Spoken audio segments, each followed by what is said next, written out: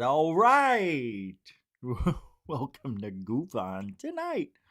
I'm your host, Rich Giordano, and it is Tuesday. January, what is it? The 6th? Hold on a second.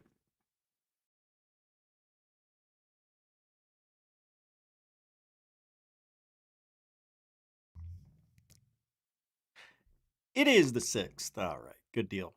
And tonight we're going to talk about the Mummies. Are they still alive?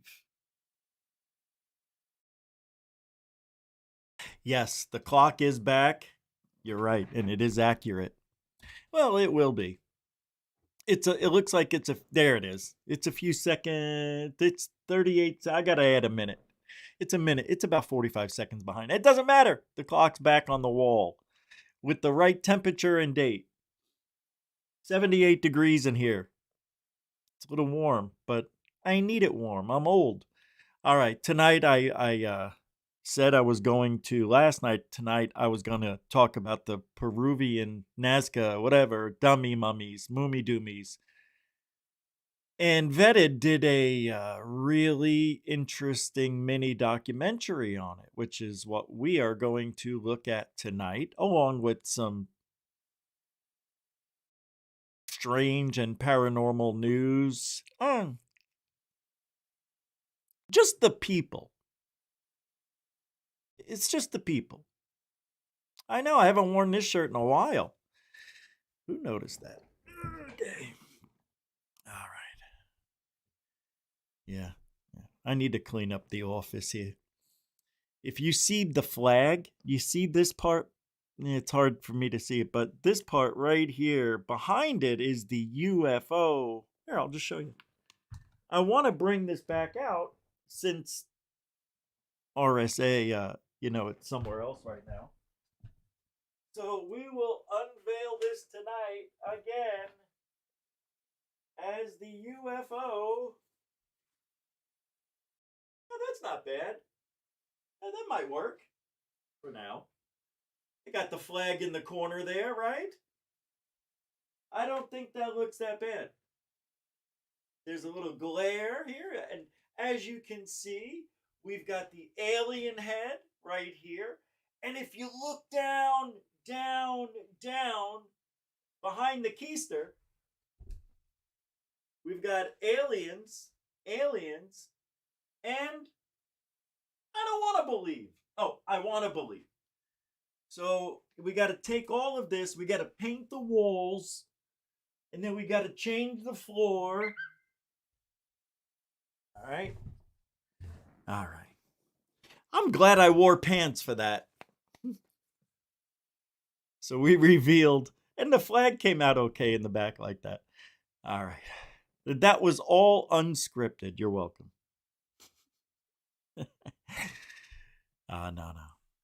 Hey, what's up, FAP? Who's here tonight? Well, now we've only got about 20 people. I'm surprised we don't have a lot more. Brooke is, How you doing? Welcome to the show. Brian Yates, welcome. Good to see you. David Wilcox, not Wilcox. Good to see you at 7 o'clock. Nice to see you, bro. Microvio1. That's a cool new person. How you doing? Happy New Year. Or are you a new person? Paris Diamonds, welcome to. Good to see you too. Paula Faust. And Cindy Crow. How's everybody? Bernie, welcome to the show. Fredonia Bitcoin. Oh. I am too. Oh, that was 4 o'clock. How you doing? Good to see you, man. How you been? People are just funneling in very slowly. So in the meantime, if I didn't say your name, it doesn't mean I don't love you. It means we have a lot of show to do. We are going to probably do an hour, 45 minutes tonight, if things go smoothly. So I'm going to kick it off with some, wow. You know, just a little, just to get you guys warmed up for tonight. A little Bledsoe never hurt anybody, really, to talk about. Here's where UFO experiencer Christopher Bledsoe claimed the entity, the lady, told him there would be a new knowledge in April of 2026. Are you ready? I can't believe it's here. The white lady's making some noise. In April 26, she's gonna bring her toys. Yesterday, Bledsoe said the prophecy has been pushed back until fall. Good night, everybody.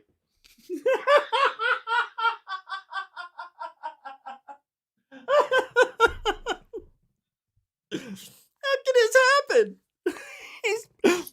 We gotta push it back. The white lady's feeling a little gray today. We're gonna push it back till the fall. Now it's gonna be 2027. Then all of a sudden, the white lady's gone. Never heard from her again. You know that's where this is going. What a fucking dummy! Oh, I hate this guy. Oh.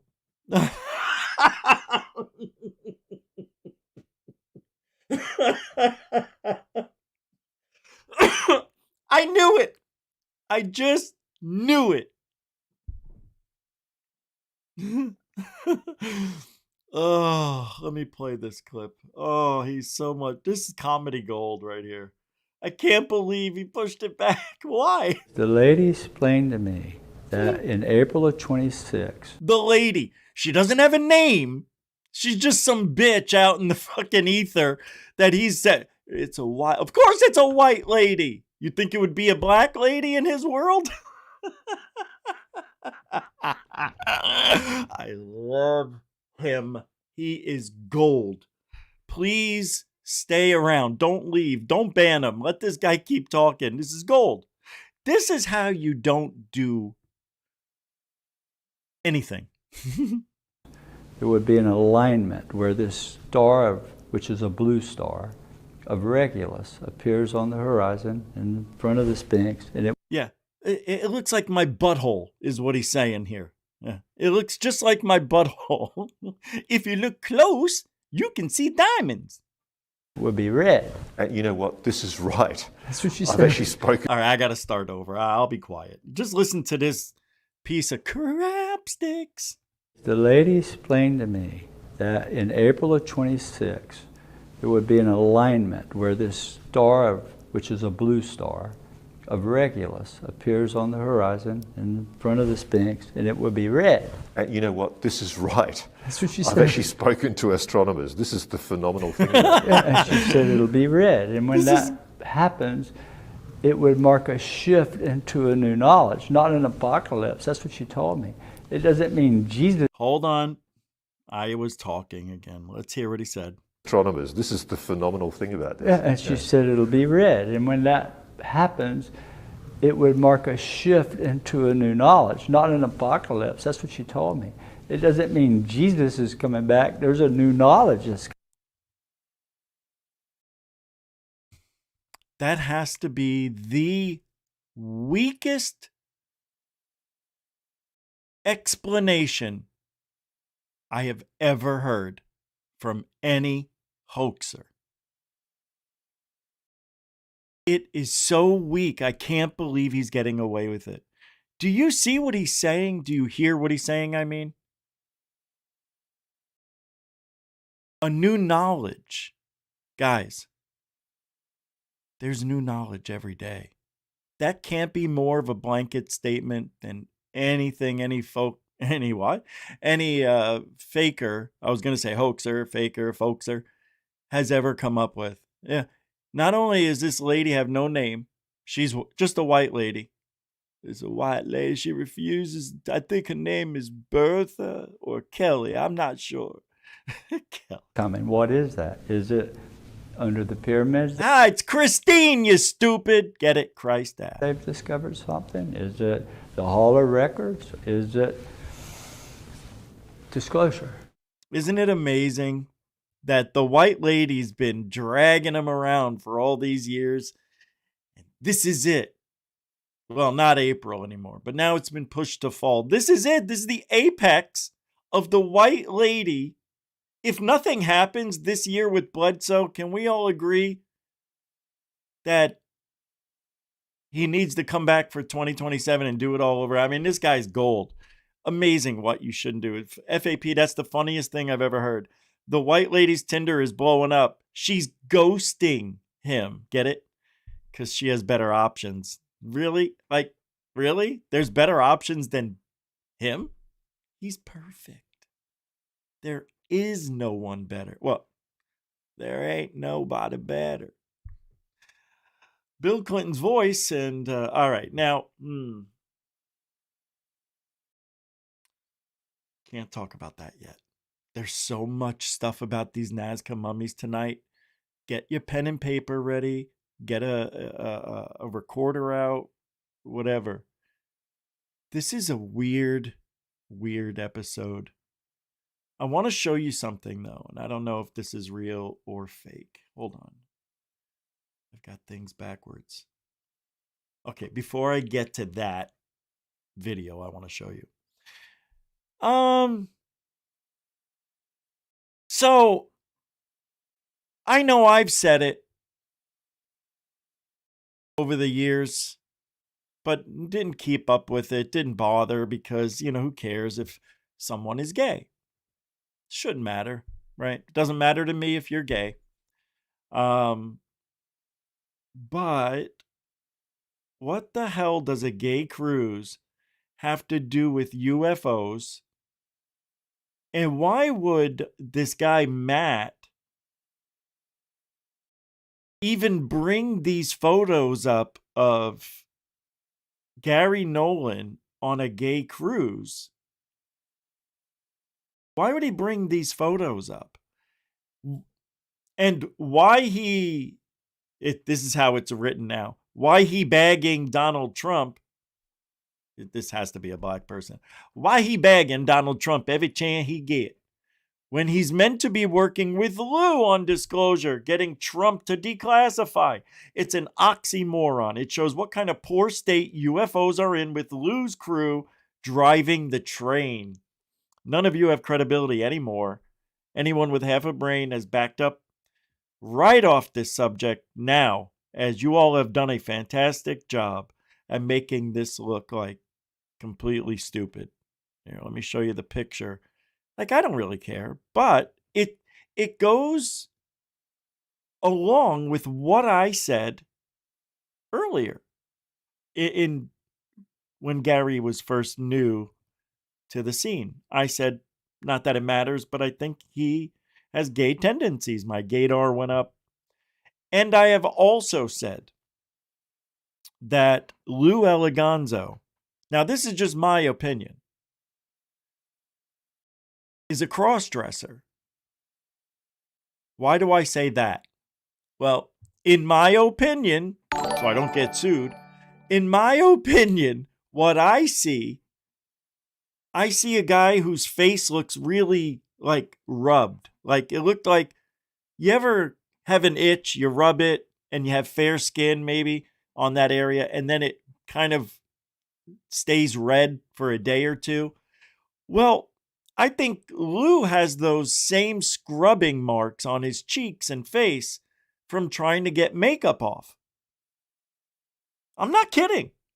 I don't care. But I want to know. I want to know. I think, in my opinion, with what I've seen,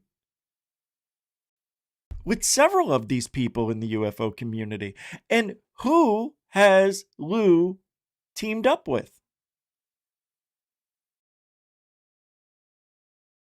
That's right. The Fist. Thomas Fessler and Heatherly, they're all gay. Angry gay guys who were swindled by Lou. And I can't really say too much more because I'm not in their personal circle. But if it looks like it, it acts like it, it's it. And I see it. Lou also has very tweezed eyebrows. And sometimes it looks like they're freshly tweezed, where you could see reddening. I know, I've had these things done to me. I know what happens to the skin.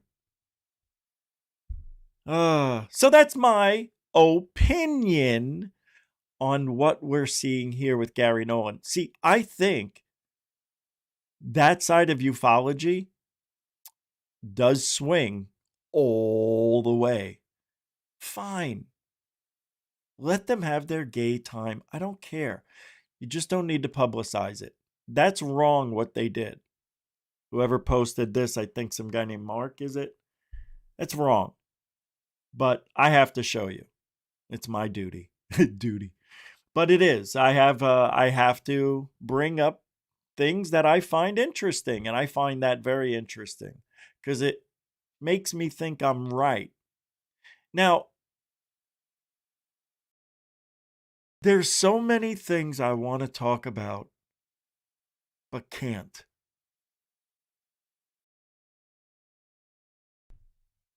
Because it's YouTube. Thank you, Dorothy, with the $2 super duper chat. Dorothy, a continuing supporter of Goof On. Dit.55 on X. Thanks, Dorothy. I appreciate that. Thank you, Dorothea. Dorothea. Remember? Thank you, Dorothy, or Dit.55 on X, for the $2 super chat. And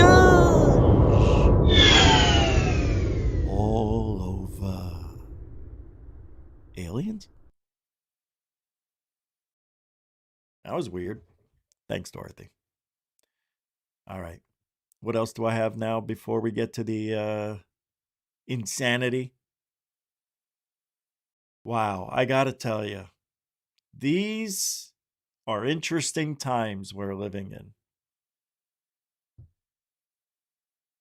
I have a 2-minute clip here, and then we're gonna get to Nazca, Mummies. For over 2 years, I have kept quiet, it says here, I'm reading, about what I was exposed to. Now I am providing you all with the missing piece of the alien reproduction vehicle story.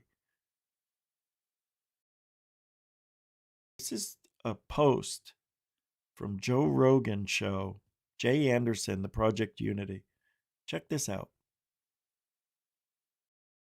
Building and designing an aircraft that can go 210 times the speed of light. So I brought something up near the end of my podcast with Joe Rogan, something that I've been sitting on for the best part of 2 years.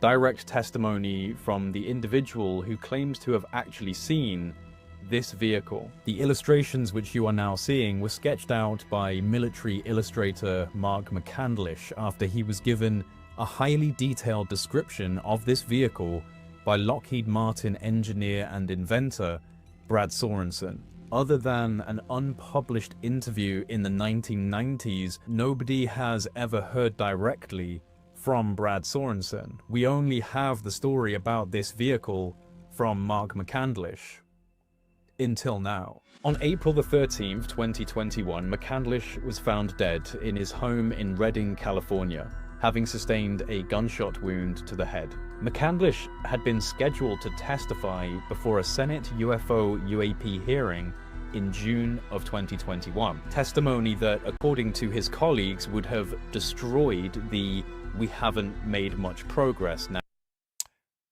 narrative. How come every time somebody gets, taken out, it's then we hear what people really think? If you listen to what he just said. Been scheduled to testify before a Senate UFO/UAP hearing in June of 2021. Testimony that, according to his colleagues, would have destroyed the "we haven't made much progress" narrative regarding black budget aerospace programs. So he was going to come out and expose the black budget programs and all that stuff. So, you know that story, right? Yeah. That's the one that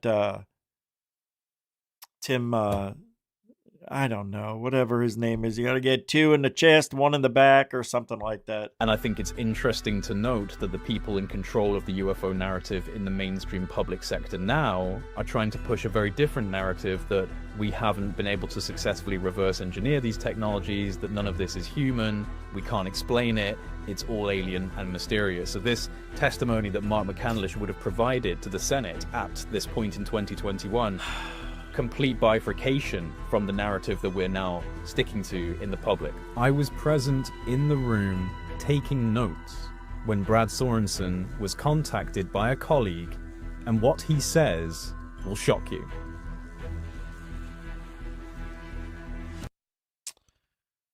I don't think that's it. I think that's it. Tesseract. Is that what that is? Yeah, that's all there is. All right.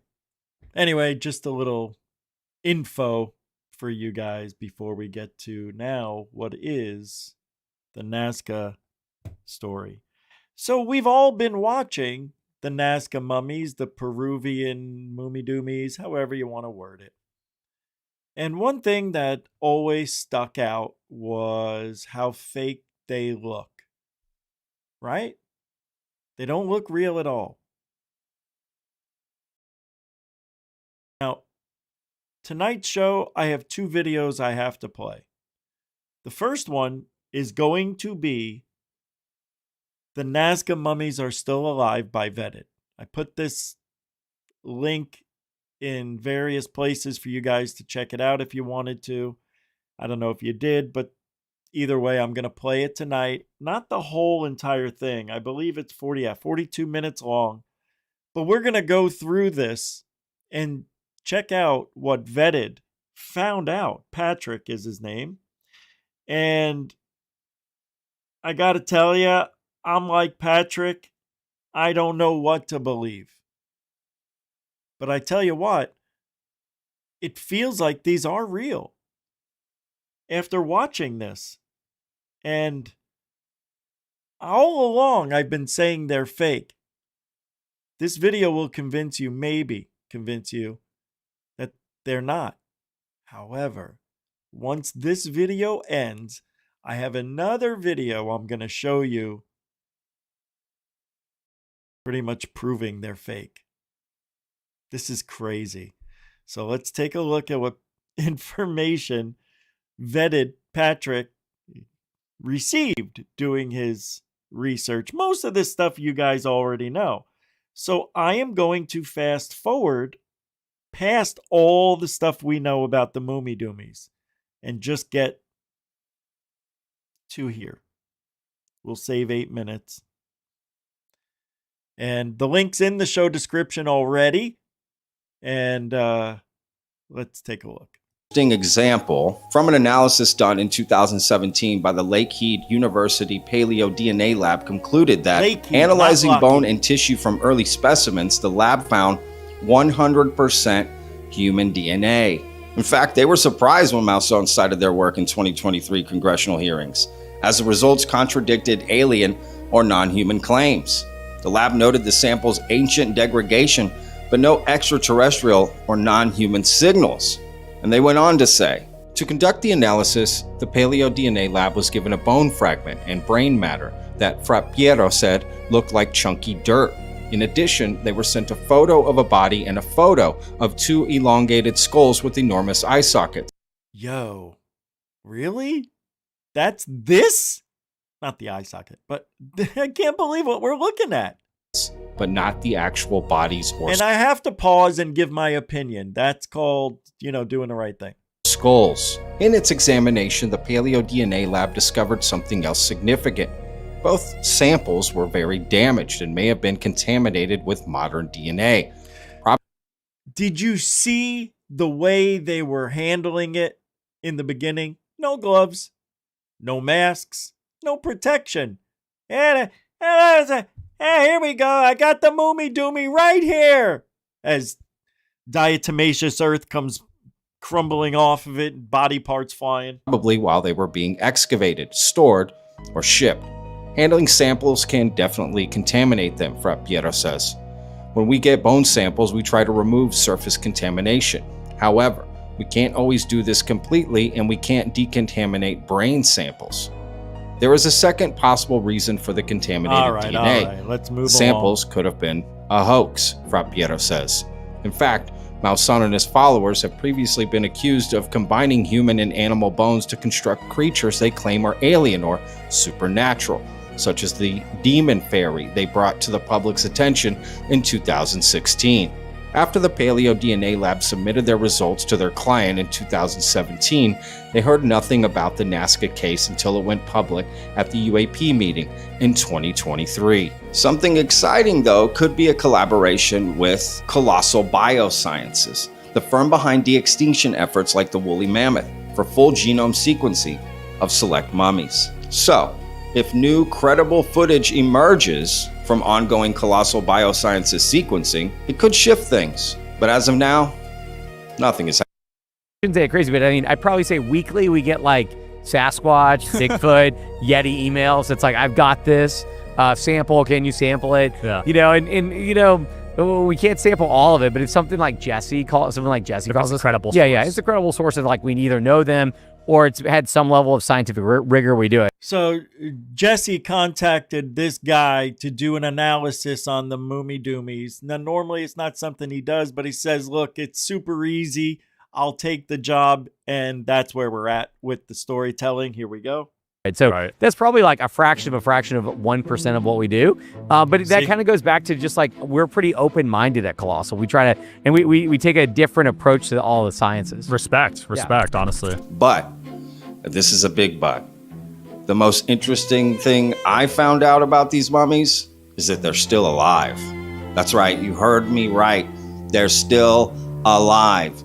There are mummies running around right now alive. Tridactyls alive. At 3 a.m. Look at how cool that is. In the wind, He did such a great job. now I am looking up at him. An alien. Look at this. Watch. At 3 a.m. What is he doing? This guy literally just changed everything. God, that's cool though, right? We don't know if that's what they looked like, but I'm pretty sure from reports and witnesses now still talking about these little figurines running around. Now, look, many of you, including myself, I've played the videos of these little creatures seen in people's backyards. People are calling them gnomes and all sorts of other different things. Little people, little grays, and all that. Fairies. Something going on in Peru. Nazca has those lines. Why all the lines? They were looking for water. You know why? Because they live underground where they need water. Huh? At 3 a.m. Oh, I don't think I could play that song. Too late. I think it's too late. Shit. Recent claims from Peruvian huaqueros, tomb robbers, like Leandro Rivera, who reportedly told researchers he glimpsed moving figures during digs. Similar anecdotes appear in Gaia TV specials and Jaime Maussan's presentations, where witnesses describe pale, three-fingered beings fleeing lights in caverns, sometimes linked to UFO activity. And even Gonzalo Chavez, the man who helped me get the interviews I'm going to be showing you part of today, he said they're still alive. He confirmed it. Everyone's focused on different parts of this, of these mummies, these tridactyls. But I want to focus on something different that I find the most interesting about all of this is just the stories that, some of these beings are still alive. More than likely, we're still dealing with live organisms. So I interviewed Dr. Jose Salce Benitez, featured here in Jesse Michaels' documentary, to ask him about the live beings. The response was interesting. After missing a few interviews and keeping me waiting about 30 minutes for this one, he finally showed up, and I got to ask him, are these beings still alive? Because in my mind, if there are live tridactyl beings, bring one of those out and end the charade right here and now, and let's put an end to this and prove it once and for all. That would be a mic drop moment. I am not really. You'll see in a minute, but he says they need to get one of these things, capture it. How would you be able to capture a little being like that without creating some sort of human versus tridactyl war of some sort? We don't know what they are. We don't know what they can do. We didn't see any tools, right? We don't know how these creatures are even where they're at. They just found them in a cave system. That's it. And then there's rumors, no evidence really to speak of. I looked and I didn't see anything worth showing of these little creatures running around. We've seen videos of other people, all across that area saying they've seen things. They remind them of little people. But now we're learning what you're about to hear, that they're still alive. Algo muy interesante que yo he escuchado de esto es que todavía están vivos algunos y que la gente los ha visto vivos. ¿Eso es verdad? No sabría decírtelo, por lo menos yo no tengo registro de esto, y en los estudios y en los análisis que hemos hecho, pues no hemos encontrado ninguna especie o ningún espécimen que haya sido encontrado con vida. De todos los cuerpos que nosotros hemos estudiado, de todos los cuerpos a los que se le han tomado muestras y de los que hemos hecho estudios y análisis, todos están muertos y todos tienen una antigüedad superior a 1000 años. Para los que dicen que están vivos, pues como lo mismo que tú dices, que los presenten, que los vean, que los graben, que los muestren al mundo. Eso a mí no me corresponde, yo no he visto ninguno, me lo han comentado, pero yo no he visto ninguno. So the good doctor denies the existence of these tridactyls still being alive, which sounds like he's distancing himself from it. Because how would he not know? He is heavily involved in this. So why the discrepancy? How would he not know? See, this is why you guys need me. What do you mean, how he would not know? I'm in this UFO field 22 years. There's not a lot of stuff that gets by me, but believe it or not, there's a lot of shit that gets by me. Yeah, I mean, it's a lot, but in the grand scheme, it's not a lot. But it's enough to where I'm like, how do I not know about that? Because you are either in a clique, a group of people that are chatting in the same thing on the internet and you just happen to come across it, or you searched for it and found these people talking about it. But nobody's talking about this. Nobody. People have given up on the Mummy Doomies. It's over. And it kind of feels like we're heading in that direction with a lot of evidence that we were once told was legit isn't. Wait until you see the next video. You're going to be mad. See who's telling the truth. Just another layer of mystery to fog up the window of truth. Yep. I already released my interview with Dr. Roger Zuniga Aviles, where he claimed a lot more about the mummies that will be released in the future. Beings with wings, beings with a shark fin-like piece on their head, even a giant being. Well, only the skull. And the most shocking is a being resembling the creature from the movie Alien. That's right, a sharp-toothed, tail-wagging, elongated skull. Of course. The most popular alien movie ever. There would be some secret, discovery of these things. Shut off. Looking motherfucker. And honestly, that time has come. Oh my God. Here's some examples. Big head. I love this field. I love it. That's out now. And these beings with the long tails and the elongated skulls and the fangs and, all of that. They've released some images already. And coincidentally, the guy that brought forward the big head is the same guy who discovered the mummies to begin with. Naturally. And the same guy who claimed to have seen some of them alive. And it turns out that big head is manufactured. It's fake. Sent us several photos and videos of a huge humanoid head that he claims is authentic. He has been telling us about it for months. In the images we received, we can see a huge skull. Hold on a second. I knew this guy looked familiar. I'm gonna look it up now. But does this remind you, or is it the same guy who was attacked by a witch almost 20 years ago in Mexico? Is that the cop? It looks just like him. I'm going to look it up, but I don't know, man. It looks very close. Maybe I'm forgetful. I don't know. Covered in diatomaceous earth. It measures 55 centimeters in height and 1.60 meters in circumference. But is it a real skull? Mario says it is. However, this curious relic gives me a strange feeling. It looks more like a mask than a mummified head. I asked Jose to discreetly investigate Mario and ask him to wait.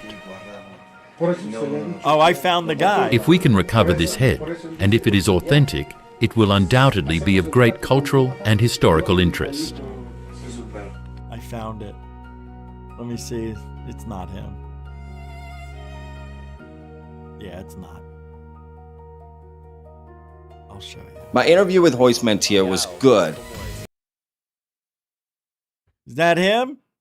Younger? 20 years ago? It sure looks like him. 20 years ago. All right, we'll come back to that. Their interviews, except this part, where he talks about Colossal and their involvement. Of course, we now know that hasn't happened. Is that him? Anytime soon. Hopefully I'm wrong. Yeah. Del laboratorio genético Colossal. Ah, sí, Colossal Bioscience o algo, ¿no? Colossal Bioscience. No, exacto. El lobo. Ah, eso sí, sí. Colossal Bioscience, que ha traído a la vida un lobito que estaba extinto hace más de 10.000 años. Yeah. Colossal Bioscience tiene el Direwolf, claro. El Colossal tiene una planilla, un grupo de científicos del más alto nivel y están interesados en el ADN de los seres tridáctilos. Obviamente, si ellos están optando por este interés es porque han tenido ya acceso a cierta información que les da las pistas de que estamos tras algo muy interesante y único. Yeah. Ellos no van a lanzarse a una piscina que no tiene agua. Sí, sí, no, estoy de acuerdo. Ya entramos en contacto y vamos a ver qué fluye. A ver si van a intentar no sé, hacer lo mismo con, hacer lo mismo como el Direwolf, ¿no? O sea, Sería alucinante, sería alucinante. So, are these beings real? Well, remember when Jesse Michaels mentioned Michael Mazzola? All right. This is amazing. It could be the cop's brother, Tony. I don't know. I don't think it's a match, but it was pretty close. You know, this is the second half of this video now. This is where it gets extremely interesting. So pay attention. We're halfway done. One of the people behind the documentary about the Nazca mummies. This is not a hoax. Catastrophic disclosure is happening in Latin America. Thanks to our amazing friend, Michael Mazzola, who's coming out with an epic documentary on the mummies later this summer. That documentary is going to be called This Is Not a Hoax.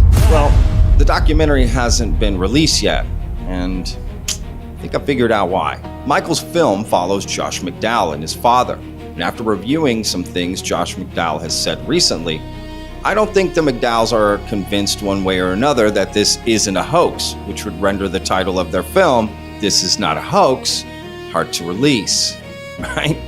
There were some people in Peru that were claiming that these bodies were fakes. Did you find that they were fakes? Not at this point. They're real. We can touch them, we can feel them, we can examine them. Our examinations are somewhat limited by the positions that the bodies have come into through the mummification process. And also, as you know, they're coated with diatomaceous earth, which makes it difficult to directly visualize the anatomic structures. These bodies, unfortunately, were not found by the so-called classical archaeology. And that has created this problem for so many. I think that's true. It would have been ideal if they had been seen initially and identified for what they are, archaeologic artifacts, to get well-respected, knowledgeable, competent archaeologists to come in and collect the remains in the proper way, transport them so that they're not damaged, and then, as you've mentioned, keep them in a storage facility where degradation is not likely to occur. And we don't have a location, and so the archaeologists haven't been able to go and research and do digs to look for other things. Is there ceramics? Is there tools? Is there some form of writing? Is there something of that nature that we could look at to learn more about these bodies? And that site doesn't exist. I don't think we'll ever find it. Well, that's too bad, because it seems like that's a central, it would be a key element of unraveling this mystery. And not only that, but because there is no site to examine, it also opens the door for skeptics to claim that this is a hoax. I've heard that, these might have been made during modern times, that they're not actually ancient. What do you think about that? Well, we have to keep an open mind. We know that there are some, let's call them bodies. I think bodies is a liberal use of the word, but I'm going to say bodies here. There are some bodies that have been made or just put together. At the end of the day, look, make up your own mind. I want to give a special shout out to Gonzalo Chavez for helping me set up these interviews. Honestly, I couldn't have got those interviews without him, so big props to him. And make sure to follow his account for updates on the mummies. I'm going to put a link down below in the description to website and everything, so you can. Everyone's focused on different parts of this, of these mummies, these tridactyls. But I want to focus on something different that I find the most interesting about all of this is just the stories that, some of these beings are still alive. Yeah. Right. That's what I'm most interested in. So what do you know about that? Once I got to get to know the professors like Dr. Zuniga, and then getting to talk to people who work with the Incati Institute, they were basically Incati Institute, people from Incati were telling stories that they've had. So one of the instances, they felt like they had some sort of communication, like they were driving to the discovery site, and all of a sudden their phone was going weird. And to them, that was like an indicator that they were being like surveilled. Of you know? course. Of course. And so I've heard, guys, everywhere I go in this country, the phone acts weird. Shut off. instances of like music. They've heard like music coming from like discovery sites or near where the supposed discovery site is. They would hear music at the sites that they found these beings at. And it's like supposed to be in the middle of nowhere.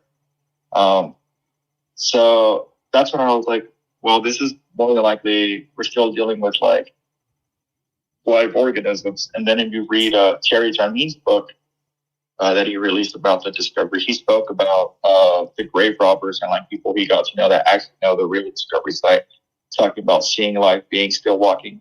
What you hear though is like it's cave systems, or they're finding them in caves. From what I understand, it's actually tunnel systems in the Nazca, Palpa, and Ica region. And so that's where it sounds like there may be like underground tunnel systems that lead to like an undiscovered underground city, which if like you've listened to our ancestors, they talk about that, you know, there's like underground cities. God, so yeah, can you imagine? That's how basically I started learning about live beings. When we say the live being, like which ones? The three-fingered, like, you know, taller beings, like, you know, Montserrat and Maria and all this, like those type of beings? Yeah, so the most common ones that they seem to have been getting reports are the 60-centimeter pterodactyls, which are like the most controversial ones, and then the human-like pterodactyls, which are like Maria, Montserrat, Santiago, and those. There's like this guy who is like a engineer and paleontologist. His name is Klaus. He was basically taking people to the desert to like get it protected as like a heritage for UNESCO. And he said that when they went there at night, him and a team of archaeologists were just like discussing their plans, and all of a sudden a UFO like basically hovered over them, and it landed, and creatures that, which he said like looked like Maria, came out of it and basically like told them, you know, we thank you for trying to protect our, you know, like where we live, and we've lived here for thousands of years. And he said this was in 2014, so it was like 3 years before the Maria specimen was discovered. So when that specimen was discovered, he was like, that looks exactly what I saw visiting me. How cool. When I was trying to protect this desert, because they were trying to apparently make the desert into like a racing area. Is he the one that... Okay. All right. Hold on. We'll come back. I find it really weird that these aliens have been there. I'm sorry. They're not aliens. These Mummy Doomies have been there for thousands of years, yet for some reason there's a burial plot, or spot, where there's a lot of dead Mummy Doomy bodies. Why would they be that close to the surface if they're cave dwelling, tunnel system living, tridactyl beings? Why would you have that in such a non-ceremonial type of place? Now that's the way a human would think, right? But maybe they don't. Maybe they weren't good tridactyls. Maybe they were mean. Maybe they were defective. Maybe they just live differently than we do, and they can just kill their people for no reason. We don't know. I just find it weird. That's all. I find it very strange. Was doing like a presentation. And it doesn't make sense. And if something doesn't make sense, something is wrong. Usually. With a big projector screen behind him, and is he a self-learned paleontologist? Yeah, so according to him, his hobby was always doing paleontology. We told them that they had elongated heads, very similar to even Maria. Before Maria existed, before Maria was published. But what caught our attention the most at that moment when we were observing it was that from both sides, some sort of luminous balls began to emerge. We counted 14 in total, and they started to leave in different directions at very high speeds. Wow. Then I realized that they were two beings They were obviously not human because they had a long head. That is, it was a round head that ended a little in a point. They were thin, with very long arms that reached almost to the knee. I estimate that they were around 2.20 to 230 meters tall. I do not come from the ufological or extraterrestrial world. I dedicate myself to my hobby, which is paleontology. And I have tried to see the shape of the heads they had. And they were very similar to the heads we see in Paracas. It was a head elongated backwards, very large eyes, big eyes. The neck was also elongated. They were very big too. Right. We have seen that with Nazca Mummy Doomies, but they're humans. Not this. 2m20, 2m30, I calculate. Long, very thin 6 arms. feet. And it looked, as I said, very much like the head that is here on the right side. Thank you, Foghorn Leghorn, for the $5 PayPal support. Thank you, brother. Appreciate that. And Happy New Year to you and yours. That's right, folks, if you want to help support GoofOn. We do truthology for ufology like nobody's business. Some people hate it. Some people love it. Some people don't care. But either way, thanks for being here. And if you could show some love, that would go a long way with the Lord. Alien Zitch God. Alien God Zitch. All right. It was like they were completely white. If they had Thanks any again, suits, brother. I don't know. Good. In those telepathic communications, there were many messages. First of all, don't be afraid. We are brothers. The first thing that was told to me was, This is silly. Don't be afraid. We are your brothers. He sounds like that that actress. What's her name? The real beautiful one with the accent on that TV show with the guy from Married with Children. These are beautiful. What do you mean? know who you are and what you do. Well, We when know who you are and what you do. Jesus, it's Santa Claus. I ask them where they come from, they tell me that we lived here thousands of years We live here at the North Pole, you prick. ago. And then when it comes to the 60 centimeter pterodactyls, what I hear is that they tend to come out at night, that they come out from like the underground. And when it comes to like the human-like pterodactyls, They only come out at night, mostly. What movie? Aliens. Aliens, not Alien. Number 2, Aliens. When Newt said, They only come out at night, mostly. I hear basically the same thing, but they also talk about coming out of water sources. So it's basically like the same thing we hear in the U.S. yeah, we're going to be around water sources in the desert. Why not move to the jungle? Ugh. Or just like they're transmedium, if that makes sense. Yeah. No. So we're talking the biggest, tridactyls, and then the really small ones. Is that what you're saying?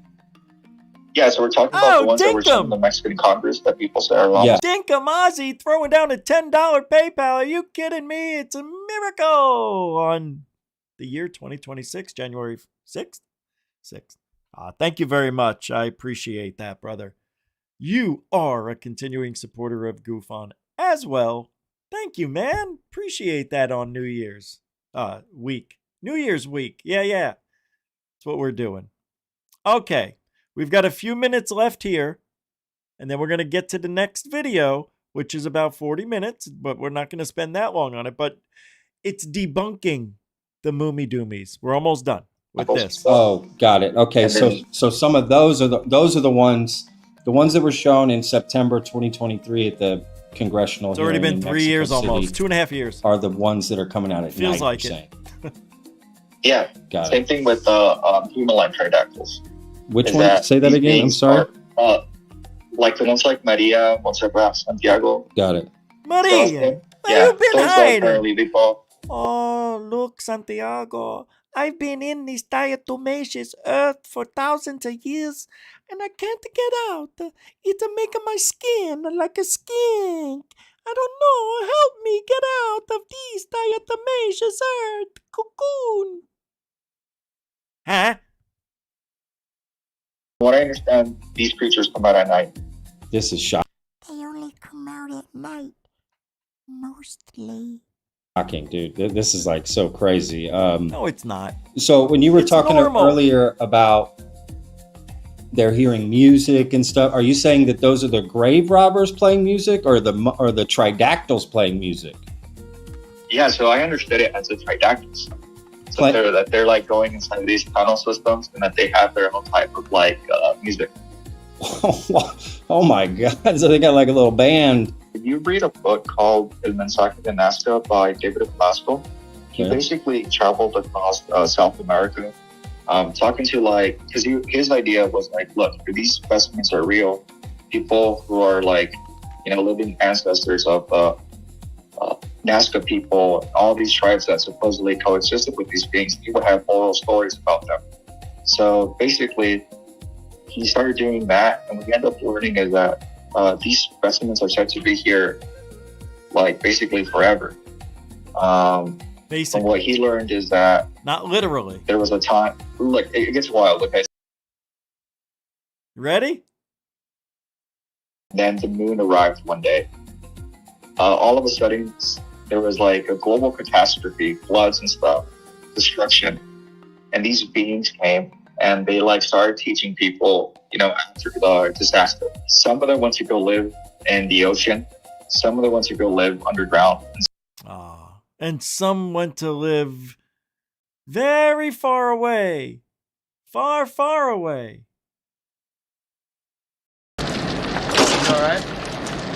I'm gonna be leaving now. Sorry, Newt. You don't have to be sorry. It wasn't your Game over! What are we gonna do? Maybe we could sing a couple of... Because it'll be dark soon, and they mostly come at night. Mostly. I love that scene. Why don't you put her in charge? Pull yourself together, Hicks. How'd this girl survive here for 6 weeks without any supervision, any adults, all by herself? Well, why don't you put her in charge? Love that movie. All right. So we're almost done. Are we done? Yeah, we're done. Let's get to the next video. Let's get to the next video. No? We still have... Oh, I was told we need to finish this. Okay. Some of them want to go live in the moon. And it, like, basically, the oldest writing that he could find that was written was by the Spanish. It was a manuscript where this man describes being inside his house. He was like some sort of priest. And then all of a sudden there was like, he said like the sun came out in the middle of the night, and he went outside of his house and he saw these beings, the tridactyls, the human-like tridactyls.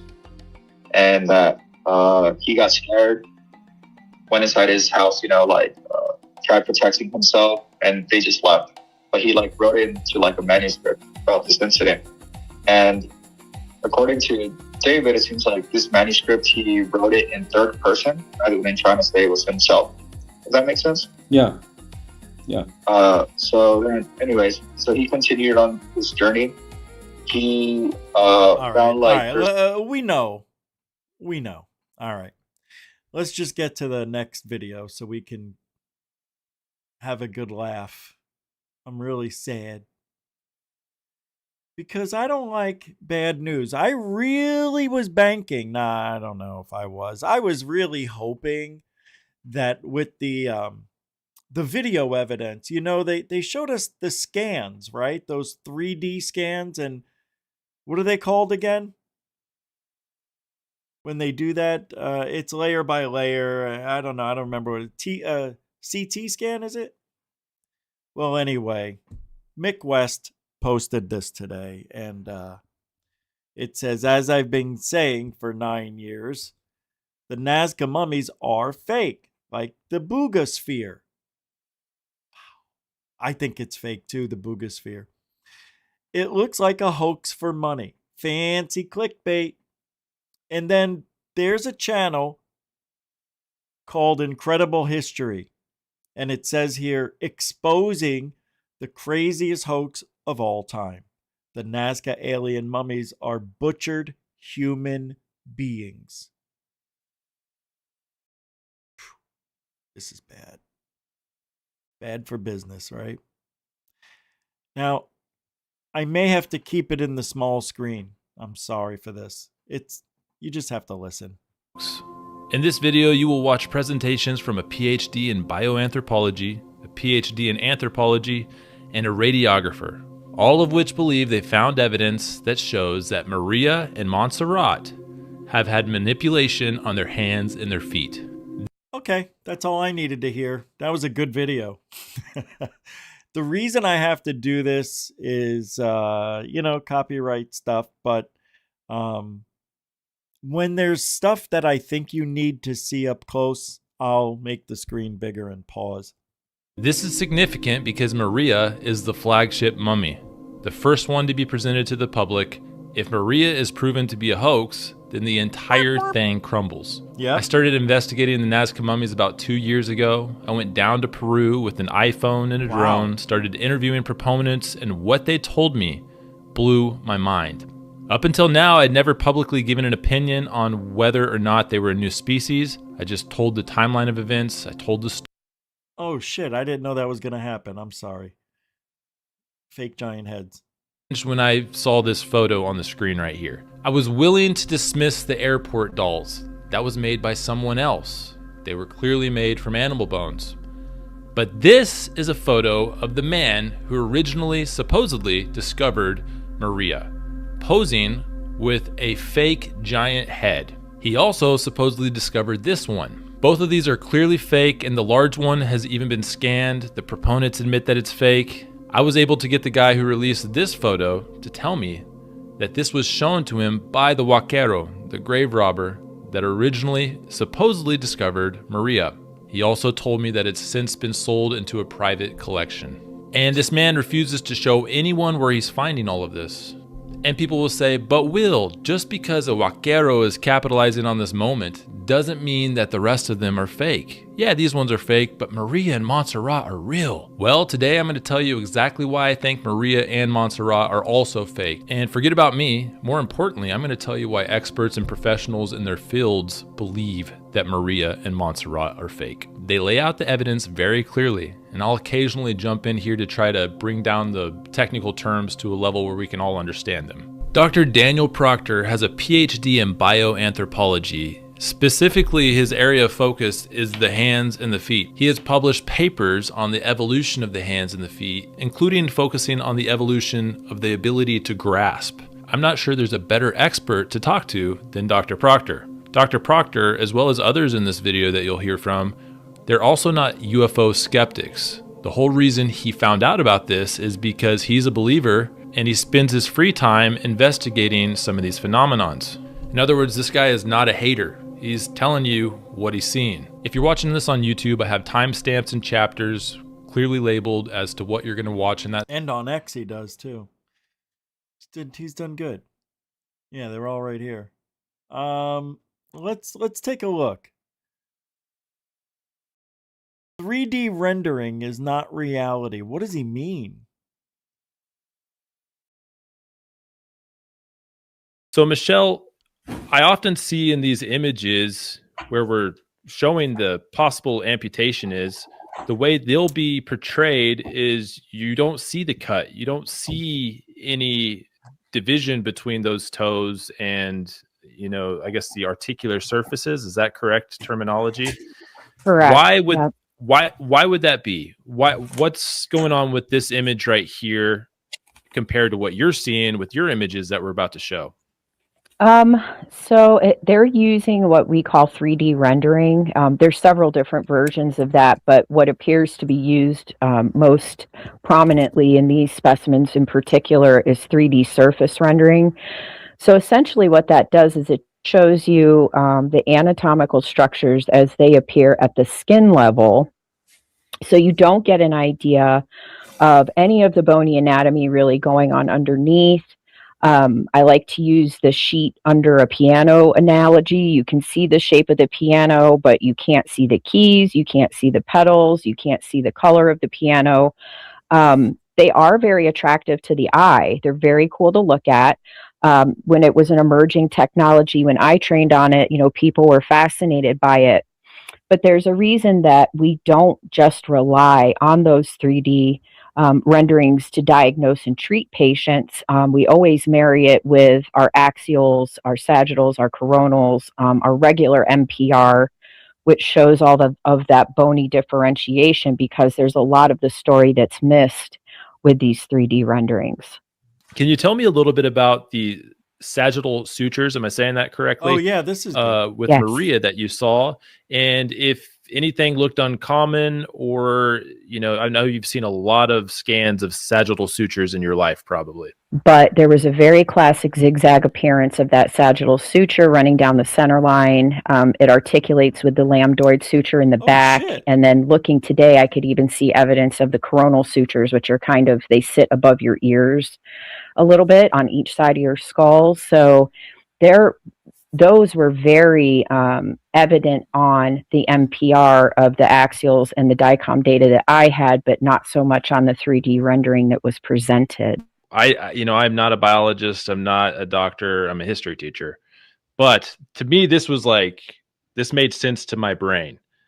On the left, we have Maria. On the right, we have an image of just a normal x-ray of a normal human, which I also think Maria is a normal human. But the tibia articulates to the talus in the exact same way in Maria that it does to a normal human. Both the tibia and the talus is identical to a normal human. And to me, it's the talus, the shape of that talus right there. You can see it in both images.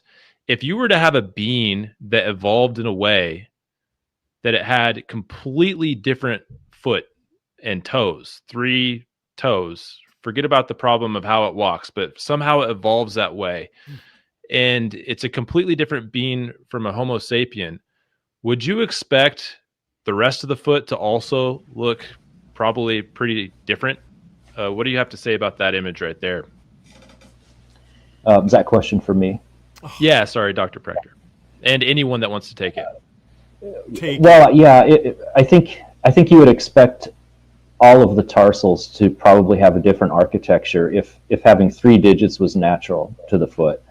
I'm not sure it would make sense to start out with the bones of a human foot, and then you're trying, and then in the examples that we have with Maria and Montserrat, you start out with a normal human foot, and then modifying it is basically just a matter of subtraction of elements.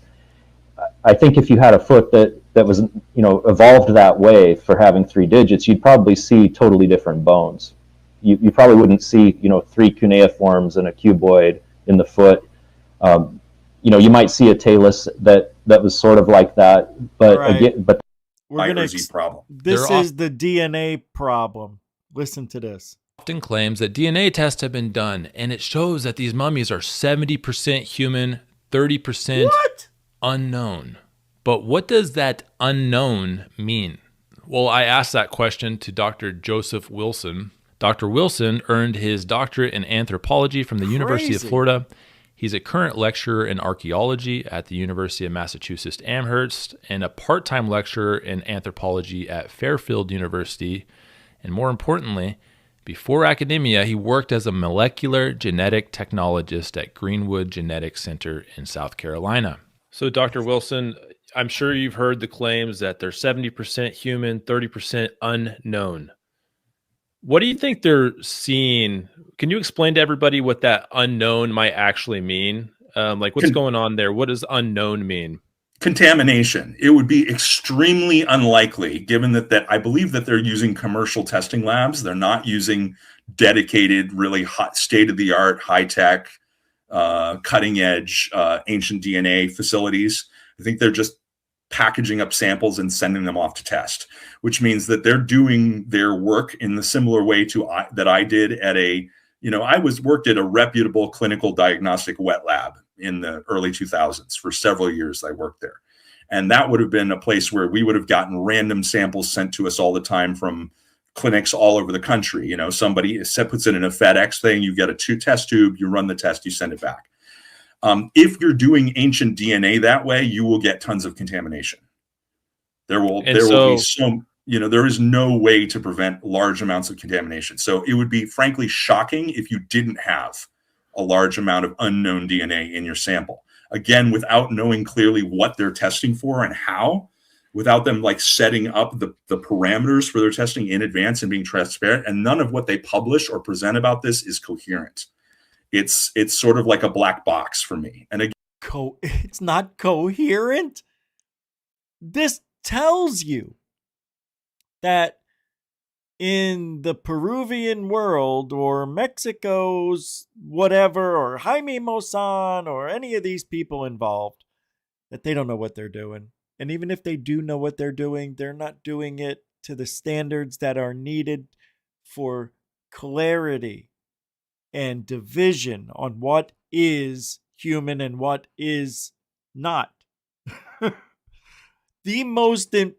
Possibly the most important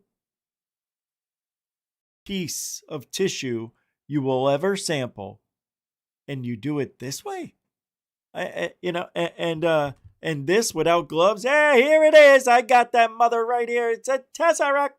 It's an alien gray tridactyl thing. It's not a gray. It's green. It's not green. It's blue.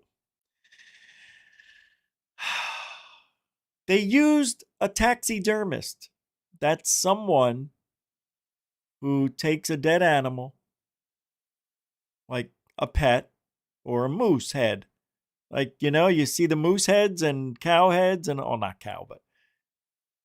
And they use a taxidermist. Taxidermist.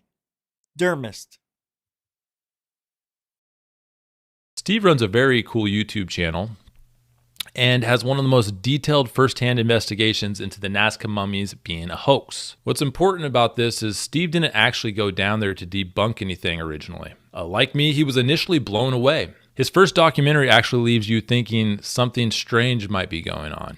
And as time passed, he learned more and he started to quickly realize that this was all a hoax. On the ground, Steve got in contact with a whistleblower who claimed that the Vaqueros were actively working with professional taxidermists. And at the time, they were constructing a large male specimen. And according to Steve, as soon as he started getting skeptical, he received death threats. And after all of that, he made one final video laying out his entire investigative journey, start to finish. It has about 2,000 views. I strongly encourage you to go watch it. I have it linked in the description. Here's a clip of Steve talking specifically about the taxidermists involved. There were 2 taxidermists involved. We found them and we knew where they were. They were in Palpa, working on them. In fact, they were working on another Maria. In fact, this time a male.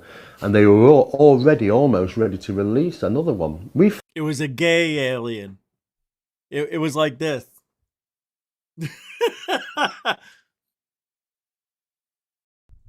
Probably doing this. Find out because we had guys on the ground working with us, and they'd done some fantastic work for us. But we wanted to try and find out what the hell is going on here. And it's a really dark and sinister story because Maria was for sale on the black market for $1 million. The small fake doll ones, which are maybe about 24 to 36 inches long, there are several of them in various positions, which had been messed with. And they were just generally creations. They were never anything real. Even then were like up from $30,000 to $50,000. It was just crazy. And it was all about money. The Vaqueros were paying people to go out there who were very poor, to go out there and collect samples and dig these things up. And we managed to get hold of one of these guys and interviewed him, and he whistleblown exactly what was going on. But these guys are dangerous, these Vaqueros, and they've been involved in numerous things, including allegedly people have gone missing or been shot and so on and so forth. So you don't mess about with these guys. No. And like I say, we'd had our death threats, myself and Barry. And if all that wasn't enough, it appears that Maria might just expose herself before anyone else does it. She's degrading at a rapid pace. Look at her chin and oh my neck God! area. That looks like fiberglass tape or gauze. This is apparently new. In April 2025, when I went and saw Maria, that was not apparent. I was talking with my friend Raul from Pillars of the Past, and he pointed out that maybe, if he just wanted to play devil's advocate here, it's some type of textile that was fused to the skin over time. Off. And maybe. But even if that was the case, that would still put a big hole in the original story, which was that these mummies were found the way that they appear. But just look at the difference between her from when she was discovered in 2016 and now. People say it's because she's no longer covered in the diatomaceous earth, and she's degrading now that she's not in the habitat that she was in before where she was discovered. Right. Yeah, or maybe it's because she was freshly Frankensteined back in 2016 with the diatomaceous earth shortly before this picture was taken. Right. And after 10 years of being dug Look up, at it. she's rapidly degrading. That's not degradation, really, it is. But what has happened is they allowed people to touch it with their bare hands. Even without their bare hands, nobody should have been touching it the way they were. They literally ruined it. They did. They ruined a perfectly good hoax. Now, this next part is depressing. I sat down with Raul from Pillars of the Past to talk about the reality of grave robbing and the massive black market that props it up. He also recently was able to talk to the man who supposedly made the original discovery of the mummies, and he tells us some very interesting information. Raul's YouTube channel called Pillars of the Past has quickly turned into one of my favorite channels on YouTube. He is boots on the ground, documenting things that have never been seen by the public before. Please make sure you follow him. I had the opportunity to check out the ones in the ICA, at the ICA University. I did an interview with Dr. Zuniga, and I actually, through a weird turn of events, I actually got to meet the Vaquero responsible for supposedly finding these things. I just got to say, I had no idea about this topic at all. And years ago, it was one of your videos was the first introduction to it. And so just, objectively speaking on the outside, that was years ago. And you were kind of like on the front lines of this, releasing stuff like as it was happening, almost in real time, with the Ministry of Culture rating the press conference and things like that.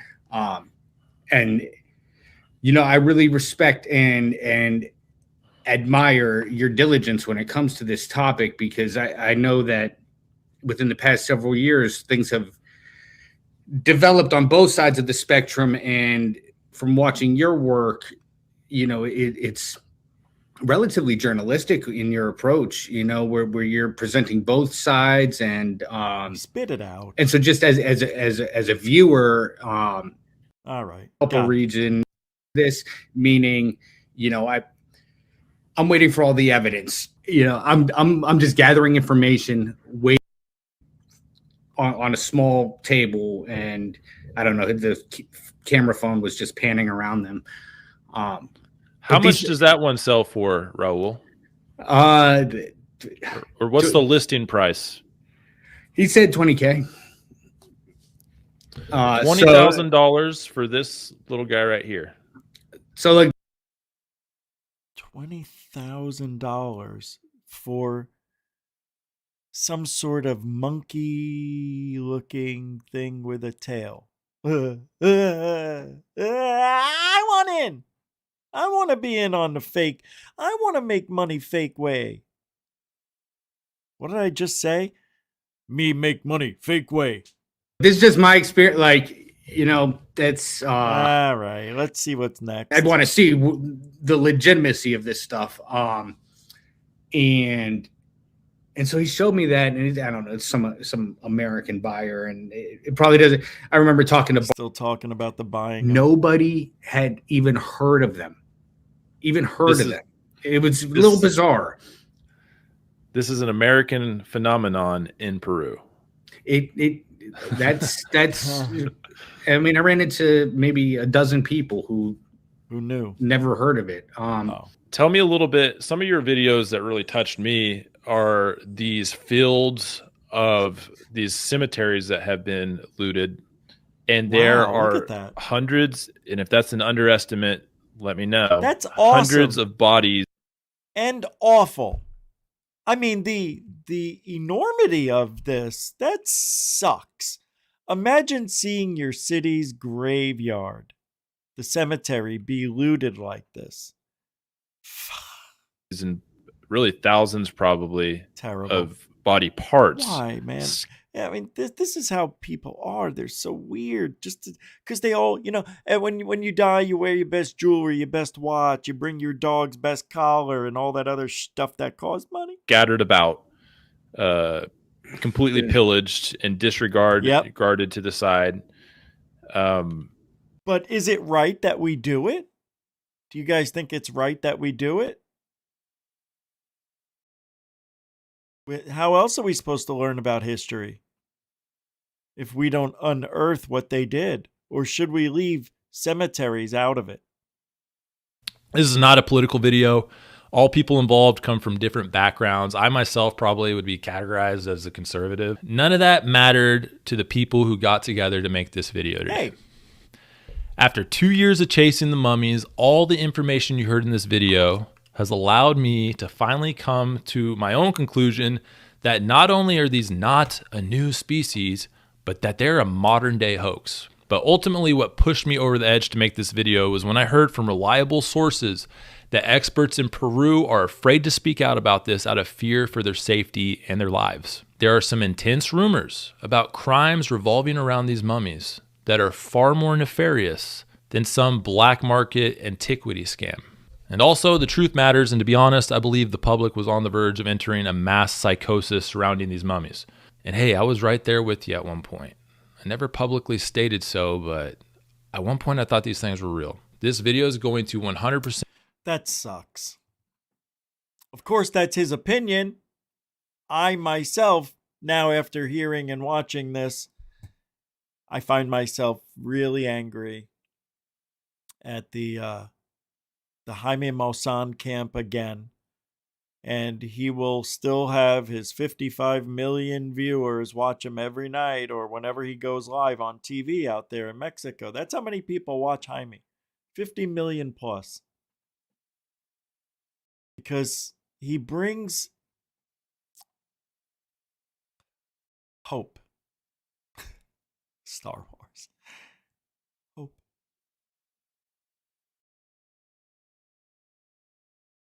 I'm now watching, let me see if I have this channel. I'm now watching Star Wars. The fans make, with AI, they make these scenes that should have been in the original movies.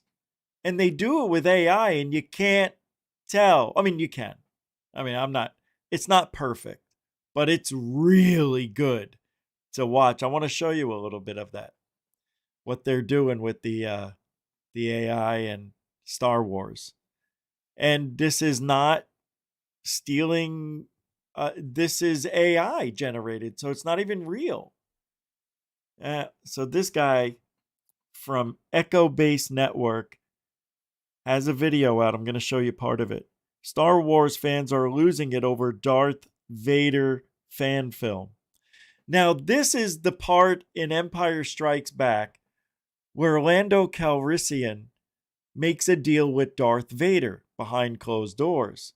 Now, we never see or hear what happens in that meeting.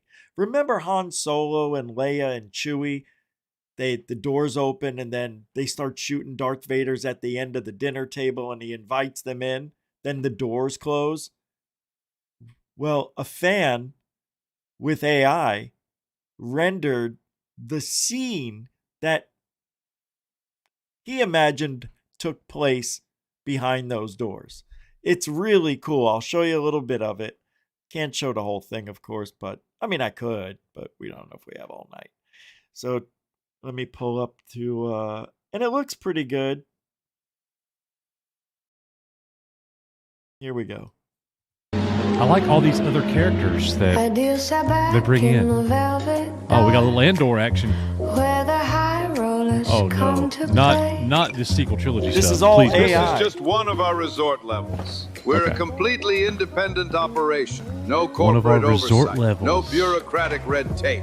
Just good business. Never And saw far this from across the imperial This is cool. entanglements. Discretion is our specialty. That dude is ugly. the clouds so high. Dang, it's got a Cloud City song. And me and the city lights. Place your bet, stay the night. Up here we're flying, up here we're free. Follow me, gentlemen. Come up here with me. I love that.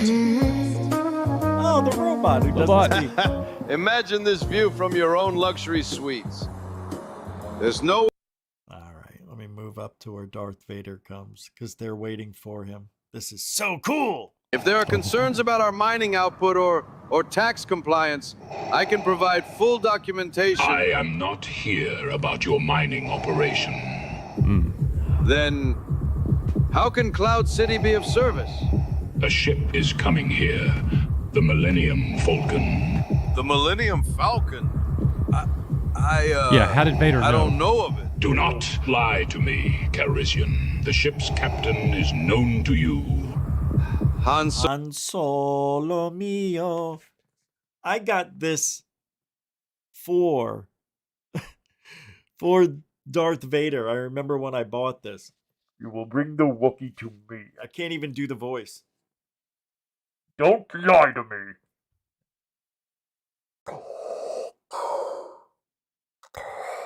Lando? Oh, who is that? Darth Vader's mother? Lando! Can you tell Darth Vader to come home, please? It's dinner time. Mother! I'm practicing. Come on. Oh, I will come back to you soon, Calrissian, and you will bring the Wookiee to me. Darth! I'm coming, Mother. Stupid. So we watched the Nazca Mummy Doomies. What do you think? You think they're real, or do you think they're real fake? I gotta be honest, I don't like it. And how can we fight back against something that is so blatantly fake? I mean, they're throwing that out to the world and announcing that aliens or beings are living amongst us. Now they're living amongst us in caves and well, look, why is this so hard to believe? Because it looks silly, right? It looks very silly. The Mummy Doomies look stupid in all, practical senses of that word's meaning. They look awful.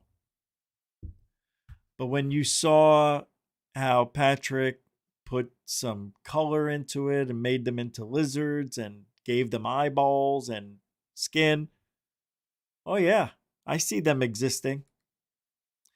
And why do we find it so hard to believe? I am sitting here in my chair not knowing. Now I'm standing, now I'm sitting. No, same thing. I don't know. You don't know. But I know one thing. The Mummy Doomies aren't real. They are fake. And with that being said, everything that's associated with the Mummy Doomies must also be fake. Not a good way to think, because that's not necessarily true. What if the Mummy Doomies were put there as a distraction to cave robbers or whoever? Right? It throws them off the scent of what's really going on, maybe, I don't know. There's something going on in Peru. We know it. The videos haven't changed. The same diamond-shaped UFOs are seen all the time, and yet when you talk to the Peruvians, all they say they see are disc-shaped UFOs. So is it perspective? Is it what they think diamonds are? Or is it a lie?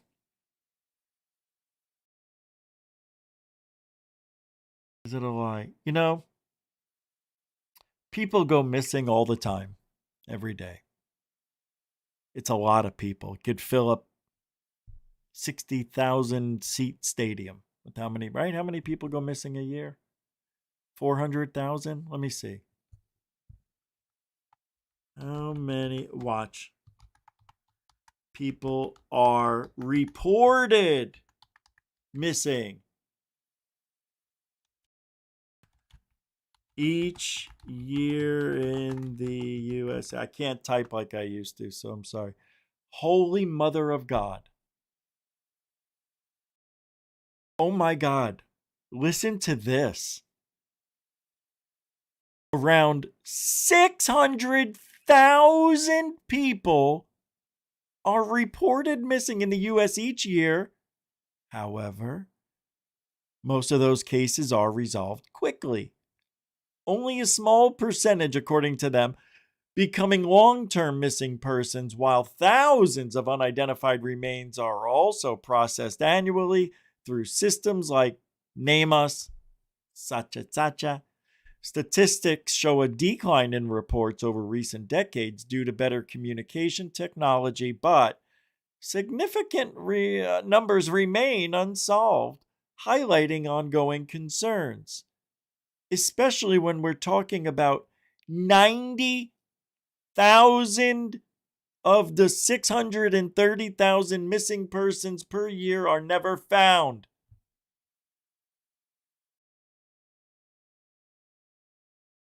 What? That's just say 100 grand. I mean, I'm sure there's 10,000 wiggle room in there, right? Oh my God. You know, and people who don't report missing people who don't know, or people who don't have families, or whatever. You know what I mean? Oh my God. So where do they go? That many people are doing drug deals. This I know. But how many of those people are being whacked for a few bucks? Remember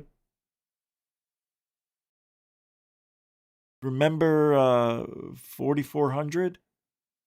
No, that's not it. Those people who go missing in the forests and shit like that. I heard Nancy right behind me, and then I didn't. And I turn around, she's gone. The dog's there, but she's gone. I didn't hear a scuffle. I didn't hear a scream. And she was literally 5 feet behind me. I don't know what to say. This makes no sense to me. Sir, you're under arrest for the murder of Nancy Schmears. But I didn't do it. Shut up, rabbit. We know you did it. No. That sucks. Somebody's taking people right out from underneath their noses of their family, their friends, their relatives. Same thing. I know I just said it twice, but it's really creepy. I used to walk around in the desert at night all the time when I was young. Walking over to my friend's house who was like a mile away. I used to walk in the actual desert, not giving a shit if there was any rattlesnakes or I cared, but that's what you did. That's what we did. That's what I did. Never. However, when I was 13, I started having some really cool UFO dreams, which we're out of time for another day maybe. But thank you everybody for hanging out today on Truthology for Ufology, which is Goof On.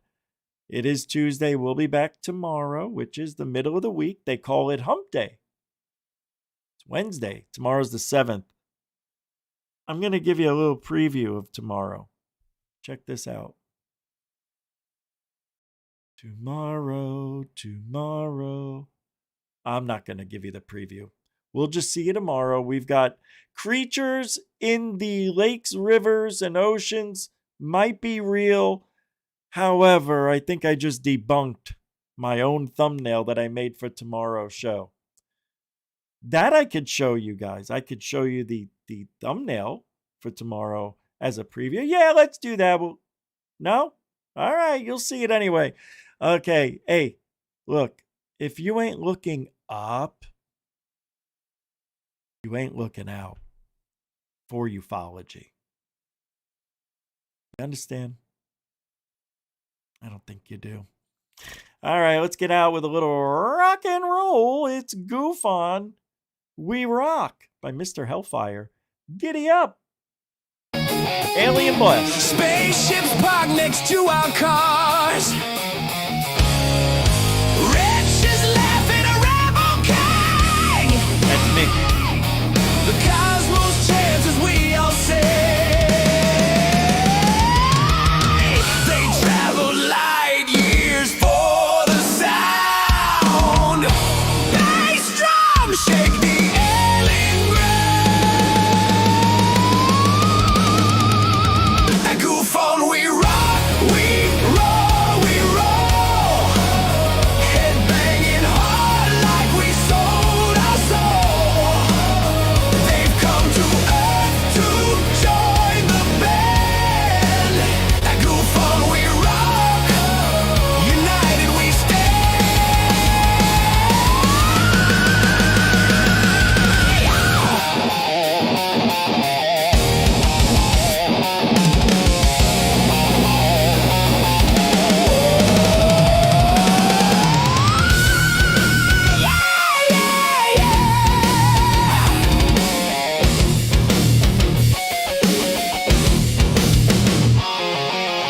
Galactic rips tear through the air. Leather jackets, cosmic flare. Their green hands shred the strats so tight. We melt faces all through the